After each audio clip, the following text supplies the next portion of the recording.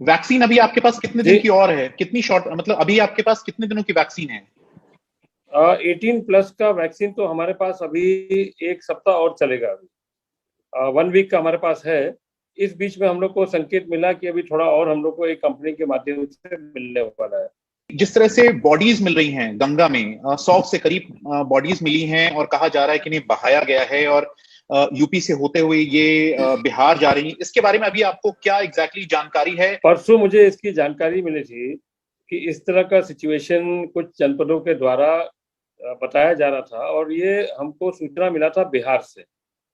जब ये सूचना मिला, मैंने माननीय मुख्यमंत्री जी को तुरंत सूचना दिया, मैंने चीफ सेक्रेटरी को सूचना दिया। उसके आधार पर हम लोग ने इमीडिएटली जितने भी जनपद हैं इस नदी के किनारे किनारे, ये आपका वाराणसी, कानपुर या और इधर जब आएंगे गाजीपुर, इन सब पर हम लोग ने वेरिफिकेशन किया, और कहीं हमारे यहाँ इस तरह का नहीं पाया गया कि बॉडीज को डंप किया गया है इन सभी जगहों पर।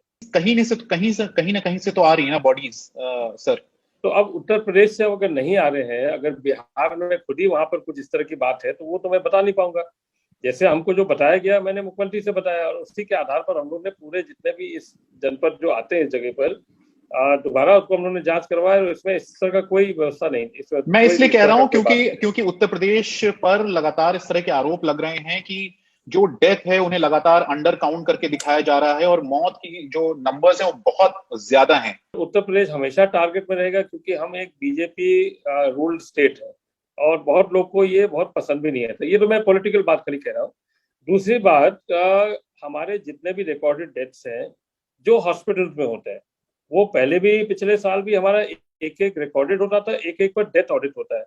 जानना जरूरी है कि हॉस्पिटल में कब आया, कितने दिन वेंटिलेटर पर था, कितने दिन ऑक्सीजन पर था, कितना दवाई दिया गया था, क्या क्या उसके कोमोबिड थे, और किस कारण से मृत्यु हुआ। ये आज भी हमारा पिछले साल से लेकर आज तक एक एक डेथ का हम ऑडिट करके, वो हमारे रोज का जो समीक्षा जो होता है 10 बजे से लेकर 12:30 बजे तक वीडियो कॉन्फ्रेंसिंग के द्वारा मुख्यमंत्री और टीम 9 के साथ इसका डिस्कशन डेली होता है। लेकिन करना है लेकिन आप तो जिसे देख रहे हैं ना कि एंड लगातार जो एंड एंड क्रेमेटोरियम्स के जो एंड फिगर हैं, हाँ, क्रेमेटोरियम्स नहीं की नहीं फिगर हैं देखिए। वो बहुत ज्यादा हैं। जो लोग घर पे मर रहे हैं, हाँ, आपने सोशल मीडिया पे भी देखा होगा कितने वीडियोस हैं, लोग ऑक्सीजन के बिना मर रहे हैं, अस्पतालों के बाहर मर रहे हैं। तो ये जो अंडर काउंट की जो फिगर है, ये बहुत सीरियस चार्ज है। सिर्फ एक या दो लोग नहीं नहीं नहीं, कर रहे हैं इसको, वाइडली मीडिया इस पर बात कर रहा है। आप आपने हमारी बात पर गौर नहीं रखा। मैंने कहा कि हॉस्पिटल्स में जो एडमिट होते हैं, प्राइवेट एंड गवर्नमेंट हॉस्पिटल जो एडमिट होता है, उनका रिकॉर्ड हमारे पास रहता है। उस रिकॉर्ड के आधार पर हम उसका डेथ ऑडिट करते हैं, एक बार। दूसरी बात, जब आदमी, और खास करके इस वाले कोविड के फेज में, जहां आपका एटलीस्ट 40% से ज्यादा पेशेंट्स आने लगे, जिनका पहले पिछले साल में ऑक्सीजन की समस्या नहीं थी, इस बार की ऑक्सीजन की समस्या, और उतने तादाद में जब आने लगे, तो बेड्स की व्यवस्था तो आपका उस संसाधन के हिसाब से नहीं कंप्लीट हो पाया था। तो ऑब्वियसली उसमें बहुत सारे लोग जाएंगे, कुछ घर पर रहेंगे, ऑक्सीजन की व्यवस्था करेंगे।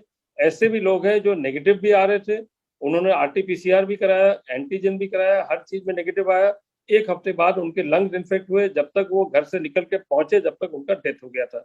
तो हम इस बात को मानते हैं कि डेथ तो हमारे हुए हैं, बट हम जो हमारा काउंट होता है वो हॉस्पिटल के डेथ जिसको हम एडमिट करते हैं, उनके डेथ्स को हम काउंट करके, उनका डेथ ऑडिट करके वो हम बताते हैं।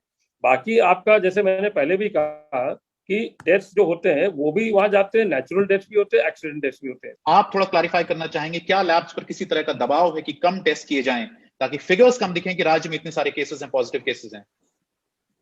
हम जब पिछले बार हम लोग जब टेस्टिंग करते थे, तो बड़े मुश्किल से हम लोग 1 लाख, 1.25 लाख तक हम लोग पहुंच पाए थे, एंटीजन इंक्लूडिंग आपके आरटीपीसीआर। और उस समय हमारा आरटीपीसीआर चल रहा था, आई थिंक लगभग 60-65,000 चल रहा था। आज हम 1,14,000 तो खाली आरटीपीसीआर कर रहे हैं, और जो इस महीने के अंत तक आप देखेगा 1,50,000 तो हो ही जाएगा। बाकी एंटीजन, बिकॉज वो एंटीजन में जब पॉजिटिव आता है तो दैट इज ट्रू पॉजिटिव, इसलिए एंटीजन हम लोगों ने जल्दी किया। आप देखेंगे गवर्नमेंट ऑफ इंडिया के गाइडलाइन बदल गए कि एयरपोर्ट से निकलते हैं तो आप एंटीजन भी कर सकते हैं, आप और जगह भी एंटीजन कर सकते हैं। तो it's a safer way and quicker way to find out कि आप उसमें है कि नहीं। और अगर आप सिम्टोमेटिक है तब आरटीपीसीआर आपका जाता है। तो हमारे तरफ से कोई दबाव नहीं है। हमारे गवर्नमेंट मशीनरी में जितने भी हमारे लैब्स हैं, वो लैब्स आज भी हमारे उतने ही चल रहे जितना है, और उनके बल्कि ओवरलोडेड भी है। हमारे पास इतने सैंपल जाते हैं तो हमारा ओवरलोडेड भी है। हम उसको बढ़ा भी रहे हैं। 12 और हमारे BSL-2 लैब्स हमारे RT-PCR के अभी शुरू होने वाले नेक्स्ट वीक के अंदर। एक तरफ सरकार कहती है कि सब कुछ ठीक है, कोई कमी नहीं, ऑक्सीजन की कमी नहीं है, हॉस्पिटल बेड्स हैं, और दूसरी तरफ चाहे मीडिया पे आप देखें, सोशल मीडिया पर लोग अपनी तकलीफ बयान कर रहे हैं, किस तरह से लोग ऑक्सीजन के बिना मर रहे हैं, अस्पतालों के बाहर मर रहे हैं, सड़कों पर मर रहे हैं। किस तरह अपनों को सामने मरते हुए देखना, इससे ज्यादा शायद कोई बड़ी तकलीफ नहीं होगी। आपकी जो ये जो बार बार सरकार की तरफ से कहा जाता है कि सब कुछ ठीक है, आखिर ये जानकारी आपको कौन दे रहा है? मतलब आप को ये जो इन्फॉर्मेशन है कि सब कुछ ठीक है, कहां से पता चल रहा है? मैं सोचता हूँ कि मैं आपको आमंत्रित करूं कि आप आए उत्तर प्रदेश में, लखनऊ में मेरे साथ आप चलिए, गांव से लेके शहर तक आप चलिए। बट एक्चुअली आपको आना चाहिए था अप्रैल में, जहाँ की ये सारी बातें निकली थी। आज तो हमारा ऑलमोस्ट 1 लाख से ऊपर हमारे एक्टिव केसेस कम हो गए हैं। हमारा 38,000 हमारा 24 अप्रैल को था, आज घट के वो 19,000 आ गया। तो आज तो डाउनवर्ड ट्रेंड है। आज हमारे पास बेड्स भी अवेलेबल है, आज हमारे पास ऑक्सीजन भी अवेलेबल है, आज हर चीज का मेडिसिन भी उपलब्ध है, सब कुछ के उपलब्ध है। बट वो 20 डेज जो क्रूशियल था, जिसके वजह से आप ये सारी बातें कह रहे हैं। और मुझे लगता है कि आपने कहीं तस्वीरें भी थोड़ा सा लगता है कि कई प्रदेशों का तस्वीर चल रहा था। जो तस्वीर आप बता रहे हैं मैं कि उत्तर लोग मर प्रदेश रहे की हैं, बात कर रहा हूं, मैं उत्तर नहीं, प्रदेश की बात जो कर रहा हूं। जो जो जो तस्वीर आप देख रहे हैं, हम भी टीवी में बैठ के देखते रहते हैं। मुझे लगता है ज्यादा दिल्ली का और अन्य जगहों का था। हमारे यहाँ कोई एकदम चलते चलते वहां मरा नहीं है हॉस्पिटल के बाहर। मरा अगर होगा तो हॉस्पिटल के अंदर ही मरा होगा, मेरठ और बाहर लखनऊ तो में कोई नहीं ऑक्सीजन मरा। कम से कम अदालत के आदेश में अगर आप देखें तो मेरठ और लखनऊ का जिक्र है कि किस तरह से ऑक्सीजन की कमी, और ऑक्सीजन की कमी की जो बात है वो सिर्फ मीडिया की बातें नहीं कह रही हैं। जैसे कि मैंने जिक्र किया, आपके जो विधायक हैं, आपके जो नेता हैं, वो बात कर रहे हैं कि किस तरह की अव्यवस्था है और क्या स्थिति है। आपके ही मंत्री हैं ब्रजेश पाठक जी, उन्होंने जो चिट्ठी लिखी है आपने भी पढ़ा होगा, और किस तरह से दर्दनाक हालात हैं उसका जिक्र किया है। तो ये कहना कि सब कुछ ठीक है या फिर पहले था, अभी थोड़ा बेहतर हो गई है स्थिति। आपने कहा नंबर कम हो रहे हैं, नंबर इसलिए भी कम हो रहे हैं क्योंकि टेस्ट कम हो रहे हैं। टेस्ट कम होंगे तो नंबर कम दिखेंगे। नहीं, ये पूरी तरह आपका जो थिंकिंग है या आपका जो ये जिस तरह का विचार है, मैं इस बात को साफ कहता हूँ कि आप पूरी तरह प्रभावित है किसी और विचारधारा से। और मैं इस बात को स्पष्ट करना चाहता हूँ कि ब्रजेश पाठक, क्योंकि हमारे पार्टी के मंत्री भी हैं, सीनियर भी हैं। अब आपको मैं एक बात कहता हूँ, मैं सिद्धार्थनगर का रहने वाला हूँ, क्योंकि वहाँ केसेस कम है। हर जगह ग्रामीण क्षेत्र में उतने केसेस नहीं है जितने शहरों में था। जो विधायक मंत्री बन के अगर लखनऊ में रहता है और लखनऊ में वो चाहता है कि उसके पास बहुत सारे लोग आते हैं कि भाई ये पेशेंट हमारा भर्ती करा दो, और मैं आपको कह सकता हूँ कि उनका पेशेंट जब नहीं भर्ती हुआ तो उस नाराजगी के साथ वो मेरे पास भी आए थे कि आप मुझे कम से कम एक नाम बता दीजिए जो मेरा पेशेंट भर्ती किया है। मैंने उनको पूरा चार्ट दिखाया, इतने बेड्स हमारे पास फिलहाल है, इतने हमारे पास वेंटिलेटर्स हैं, इतने हमारे पास HDUs हैं। अब आप बताइए मैं कहाँ पर आपके भर्ती करूँ। आइसोलेशन बेड जो है हमारे पास वो विदाउट ऑक्सीजन है। विदाउट ऑक्सीजन वाले आइसोलेशन बेड तो कोई चाहता भी नहीं है। वो तो हमेशा आदमी चाहता है कि अब की जब आ गए तो हमको ऑक्सीजन सहित ही चाहिए। तो इसलिए ये संसाधन प्रतिदिन हम लोग बढ़ाए, और मेडिकल कॉलेज लखनऊ में खास करके 9 मार्च से लेके अभी तक हम कम से कम 18,000 बेड्स हमने बढ़ाए ऑल ओवर लखनऊ, खास करके लखनऊ क्षेत्र के अंदर ये हमने 18,000 बेड्स बढ़ाए।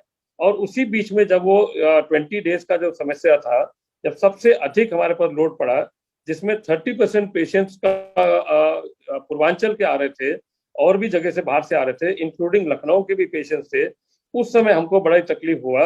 और मैं आपको बात भी कह सकता हूँ कि भाई उस समय हम लोग पूरा प्रयास करते थे कि कोई पेशेंट बाहर न रहे, किसी तरह हॉस्पिटल में चाहे किसी तरह भी उसको स्ट्रेचर में भी लेटना पड़े मगर उसको कोई ना कोई उपचार मिले, ये हम लोग का पूरा प्रयास था। और इस बात को मानते थे कि बहुत सारे लोग ऑक्सीजन की किल्लत की वजह से घर के अंदर उनकी मृत्यु हुई, ये भी हम जानते हैं।